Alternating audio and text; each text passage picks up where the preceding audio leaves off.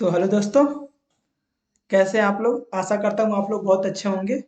मैं हरेंद्र कुमार स्वागत करता हूँ हमारे यूट्यूब चैनल हरेंद्र सी पे टेक सोल्यूशन में।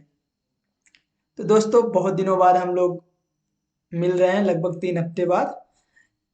क्योंकि मैं भी थोड़ा सा बिजी था, मेरे भी एग्ज़ाम्स चल रहे थे, एग्ज़ाम कंप्लीट हो गए। तो मैं सोचा हम अपने जो भाई लोग को और हमारे जो कुछ हमसे भी एक्सपीरियंस होल्डर लोग हैं, ठीक है, उनके लिए जो भी हमने वादा किया है, ठीक है, कि पावर मिल को हम बेसिक से लेके एडवांस तक जाएंगे, ठीक है, उसके बारे में बात करते हैं। तो हम तो कंटिन्यू बात कर ही रहे हैं ट्यूटोरियल के माध्यम से, ठीक है। तो दोस्तों, आज का जो हमारा ट्यूटोरियल नंबर 16 है, इसमें हम एक 3D strategy model area cleanse के बारे में बात करेंगे। इसके बारे में बात करने से पहले हम आ जाते हैं, जो हमने पहले एक डिसाइड किया था कि किस किस वे में हम इन स्ट्रेटजी को और छोटी छोटी पॉइंट्स को, टिप्स को लेके हम आगे बढ़ेंगे। तो उसी प्रकार हमने आपको 2D टूल पाथ के बारे में बता दिया, ठीक है, ड्रिलिंग के बारे में बता दिया। अब हम आ जाते हैं आज 3D रफिंग, ठीक है। इसमें हम मॉडल एरिया क्लियरेंस के बारे में बात करेंगे, ठीक है। तो मॉडल एरिया क्लियरेंस में हम जानेंगे कि इसका यूज कहाँ किया जाता है, वेयर टू बी यूज्ड, ठीक है, how to be use, advantage क्या है और उसके पर्पज क्या है, ठीक है। तो सबसे पहले देखो क्या होता है कि कोई भी हमारी 3D प्रोफाइल होती है, जिसमें कि मल्टीपल्स डेप्थ होंगे, स्टिफ होगा, सैलो होगा, ठीक है, वन वे में, जिगजैग में, या आपका ऐसे अप डाउन होगा, ठीक है। मोल्ड की प्रोफाइल होती है, डाई की प्रोफाइल होती है, ठीक है, कोर होता है, कैविटी होती है, ठीक है, और बहुत सारे पार्ट्स कुछ होते हैं, मैकेनिकल पार्ट्स, ठीक है। उसमें क्या होता है कि आपके मल्टीपल्स प्रोफाइल्स होती हैं। तो उस मल्टीपल्स प्रोफाइल को बनाने के लिए हम, आपको पता है कि 3D स्ट्रेटेजी यूज किया जाएगा। अब 3D स्ट्रेटेजी में सबसे पहले क्या करना पड़ता है, रफिंग करना पड़ता है, ठीक है। तो अगर हम रफिंग की बात करते हैं, जैसे यही ले लीजिए, एक मॉडल मैंने ओपन कर रखा है, ये मॉडल आपका है, ठीक है। ये एग्जाम्पल ही पड़ा है, आप देखेंगे इसमें तो आपको मिल जाएगा एग्जाम्पल वाले सेक्शन में जाके, ठीक है। अब ये देख सकते हैं आप, ये डिफरेंट डिफरेंट प्रोफाइल्स हैं, ठीक है, ठीक है, अप है, डाउन है, टेपर है, सारा कुछ है इसमें। तो इसमें क्या होगा, आप लोगों को 3D स्ट्रेटेजी का ही उपयोग करना पड़ेगा, ठीक है। इसके पहले जो जितना भी हमने सीखा वो 2D के बारे में सीखा, ठीक है। अब हम 3D के बारे में सीखेंगे। और 3D स्ट्रेटेजी का क्या फायदा होता है, 3D स्ट्रेटेजी का फायदा ये होता है कि इसमें आपका, कि जो हमारा प्रोग्रामर होता है ना, थोड़ा सा सिक्योर हो जाता है। बहुत फायदा होता है इसे 3D स्ट्रेटेजी से। 3D स्ट्रेटेजी आप यूज करोगे ना, तो कभी भी आपके मॉडल को, सरफेस को कट नहीं करेगा। ये अगर आपका सरफेस है, ठीक है, तो यहाँ इसके नीचे टूल पाथ जाएगा ही नहीं कभी भी, ठीक है। जहां जहां पे भी सरफेस होगा, ठीक है, उस सरफेस को मास्टर मान के आपका प्रोग्राम बनाएगा, ठीक है। तो अब हम आते हैं कि जो 3D स्ट्रेटेजी है, इसका उद्देश्य क्या है। उसका उद्देश्य ये है, पर्पज ये है कि जहां पे भी मल्टीपल प्रोफाइल्स हो, अप एंड डाउन्स हो, ठीक है, वहां पे इस स्ट्रेटेजी का उपयोग करो, ठीक है। और इसका अगर हम एडवांटेज की बात करते हैं, तो एडवांटेज बहुत है, क्योंकि 3D स्ट्रेटेजी में एक तो रफिंग हो जाता है, ठीक है, रफिंग पर्पज के लिए यूज किया जाता है, ठीक है। ऊपर से ये क्या करता है कि अपना जो अपने अकॉर्डिंग कैलकुलेशन कर करके जो भी एरिया नजदीक उसको मिलेगा उसके अकॉर्डिंग वो टूल पाथ जनरेट करेगा, जिससे क्या होता है हमारा जो टाइम होता है ना वो कम लगता है। ठीक है, टूल पाथ जो भी जनरेशन होता है, ठीक है, और हमारा जो टाइम आता है, ठीक है, स्टैटिक टाइम्स होता है जो वो कम हो जाता है। ठीक है, अगर हम एक मॉडल एयर क्लियरेंस की बात करें तो हमने एक मॉडल एयर क्लियरेंस के ले लिया। ठीक है, अब मॉडल एयर क्लियरेंस लेने से पहले आपको ऑलरेडी मैंने सारा कुछ बता दिया है कि सबसे पहले क्या करना होता है, मॉडल को एनालाइज करना होता है। ठीक है, मॉडल को एनालाइज करना बता दिया, वो सारा कुछ बता दिया, वो आप वीडियो में जाके देख सकते हैं। ठीक है, मॉडल को एनालाइज करेंगे तो आपके सामने मैं एक छोटा सा मॉडल को एनालाइज कर लेता हूँ। ठीक है, आप देख सकते हैं मॉडल को एनालाइज किया हूँ। ठीक है, ये तो आपका ये जो यहाँ पे रेडियस है वो कितने मिनिमम का रेडियस होगा। ठीक है, यहाँ से भी हम देख सकते हैं। ठीक है, 6 का रेडियस है। अब ये मिनिमम आपका, आप 12 तक के बॉल नोज को चला सकते हैं। ठीक है, अब दूसरा क्या करना पड़ेगा आपको, ये करने के बाद आपको ब्लॉक डिफाइन करना पड़ता है, पता है ना। ब्लॉक डिफाइन करने के लिए से क्या होगा कि आपको पता लग जाएगा कि ठीक है कि ब्लॉक हमारा, ब्लॉक का साइज कितना है और कितना हमें मटेरियल को रिमूव करना है। इस जो रॉ मटेरियल है इसमें से जो भी मटेरियल को रिमूव करना, कितना परसेंटेज हमें रिमूव करना है, क्योंकि आप देख सकते हैं काफी ज्यादा आपको मटेरियल रिमूव करना पड़ेगा। लगभग 42 mm तो आपको टॉप से बॉटम तक का आपको मटेरियल रिमूव करना पड़ेगा।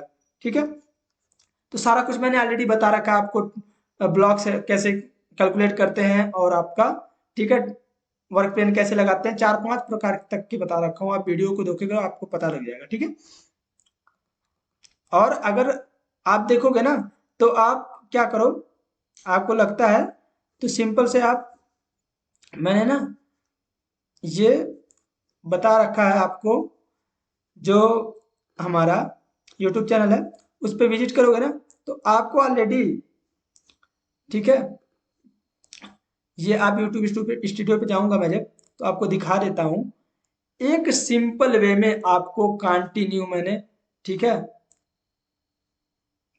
एकदम प्लेलिस्ट बना दिया हुआ है। फ्री में आप जाओ सीखो। मैंने आराम से एक प्लेलिस्ट के अकॉर्डिंग सारे वीडियोज, आपको 13 वीडियोज हो गए हैं। ठीक है, इसमें बेसिक से लेकर एडवांस तक है सारे वीडियोज हैं। ठीक है, इस प्लेलिस्ट को आप देखोगे और प्लेलिस्ट का नाम है power mill all tutorials beginner to advance level. ठीक है, इसमें आप जाओगे ऑलरेडी आपको सारा कुछ बिगनर से लेकर एडवांस लेवल तक हम सारा वीडियो इसी में डालेंगे। ठीक है, अब आ जाते हैं हम पावर मिल के पेज पे। अब ये आपका, जैसे मैंने यहाँ से ओपन किया था, ठीक है, उसको सेटिंग में जाऊंगा। अब क्या करना पड़ता है कि एक तो यहाँ पे ऑलरेडी बता रखा मैंने टूल पाथ नेम वगैरह सारा कुछ। ठीक है, वर्क प्लेन के बारे में बता दिया हुआ है। ठीक है, ये सब सारा कुछ सेम ही करना पड़ता है, बाय डिफॉल्ट ही सेट होता है। ठीक है, आपको बस कैलकुलेट करना होता है। ये सारा कुछ बता दिया हुआ है जो 2D टूल पाथ हैं।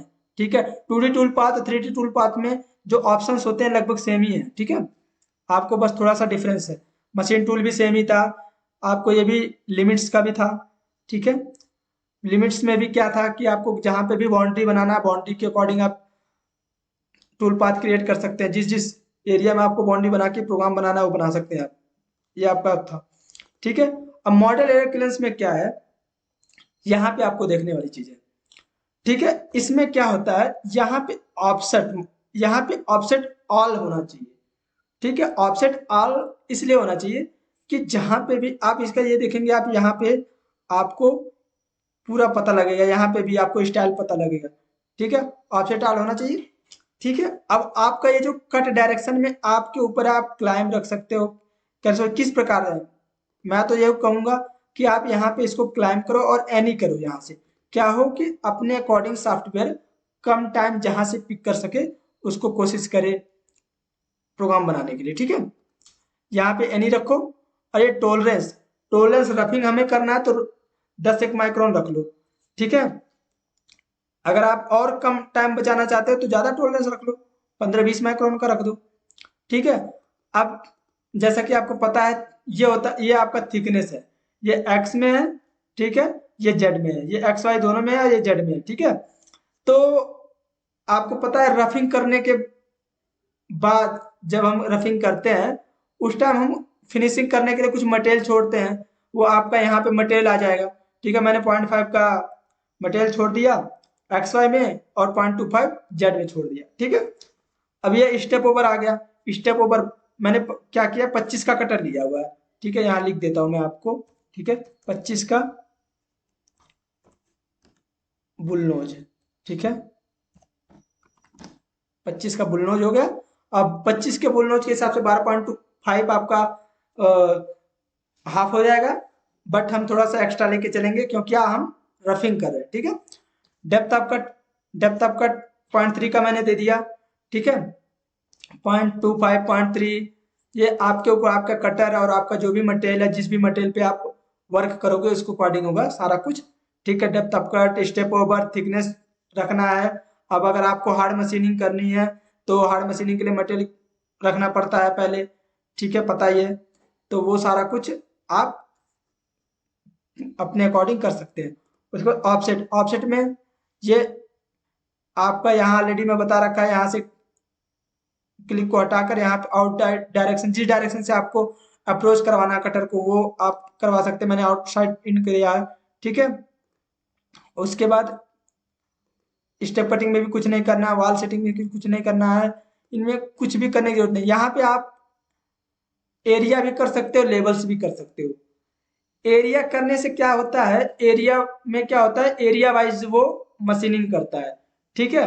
लेबल्स में क्या होता है, लेबल्स हमेशा लेबल करना चाहिए, क्योंकि लेबल से क्या होता है, एक लेबल के अकॉर्डिंग कटिंग करता है, आपका टूल पाथ जैसे बनाता है, तो इससे आपके टूल पे ना कोई फोर्स नहीं पड़ता और टूल की लाइफ बनी रहती है, ठीक है। उसके बाद आपको इसमें हाई स्पीड के बारे में कुछ भी नहीं करना है, ऑर्डर का ऑलरेडी बता रखा मैंने, ठीक है। वो आपका पोजीशंस के लिए होता है, ड्रिलिंग वगैरह के लिए, ठीक है।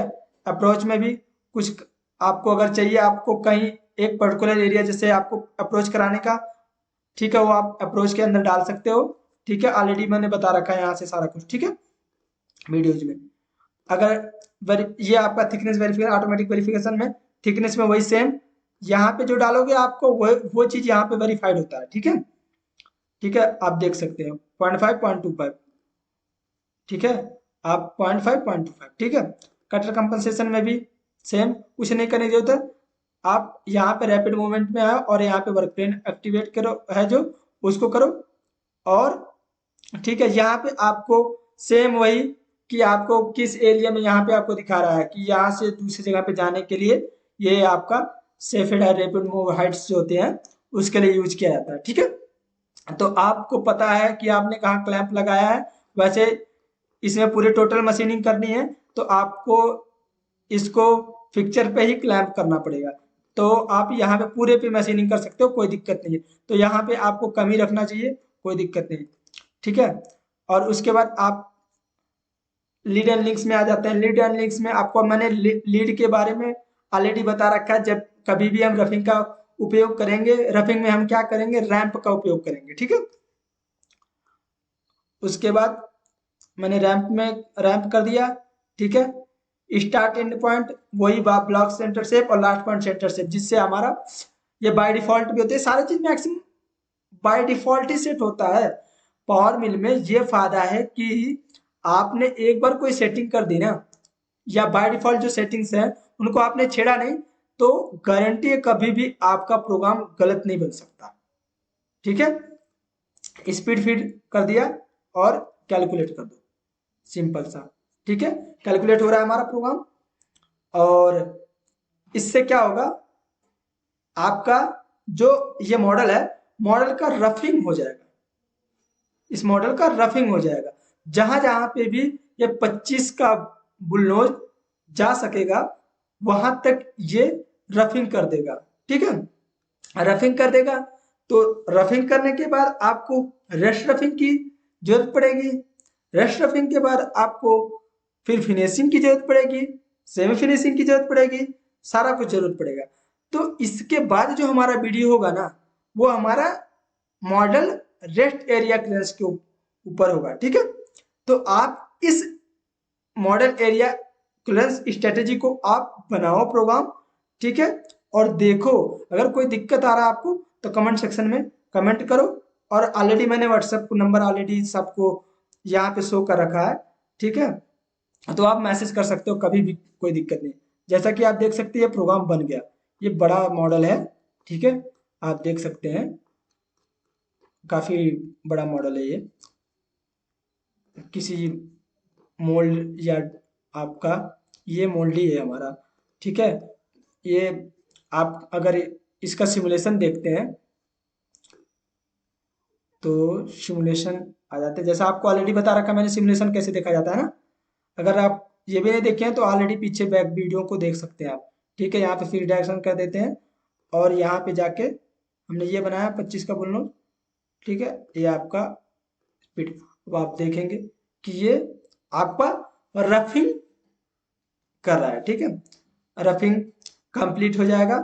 ठीक है, रफिंग कंप्लीट हो जाएगा तो हम लोग को पता लग जाएगा कि हमारा टूल जो है 25 का बुलनोज कहाँ कहाँ पे मशीनिंग कर पाया है और कहाँ कहाँ पे मशीनिंग नहीं कर पाया है। ठीक है, और अगर बात करते हैं कि हम इसमें ऑप्शन ये भी होता है कि आप, ठीक है, फास्ट फॉरवर्ड भी कर सकते हो, स्टेप में भी आप रोक सकते हो, सारा कुछ आप कर सकते हो। ठीक है, तो आप बनाओ स्पीड को। ठीक है, और उसके बाद आप देखो आप लोग को कोई दिक्कत आ रही है तो आप जरूर हमसे किसी भी माध्यम से आप संपर्क करो। ठीक है, मिलते हैं नेक्स्ट वीडियो में। ठीक है, और नेक्स्ट वीडियो में ये ध्यान रखना है हमें कि हमने मॉडल एरिया क्लियरेंस कर लिया है। अब मॉडल एरिया क्लियरेंस का पूरा कॉन्सेप्ट क्लियर होना चाहिए। ठीक है, उसके बाद हम मॉडल रेस्ट एरिया क्लियरेंस पे मूव करेंगे। ठीक है, मैं अगर ऑलरेडी वीडियो बना के डाल दूंगा, फिर भी आप पहले मॉडल एरिया क्लियरेंस को पूरा कंप्लीट करो, उसके बाद मॉडल रेस्ट एरिया क्लियरेंस पे जाओ। ठीक है, ओके, बाय बाय।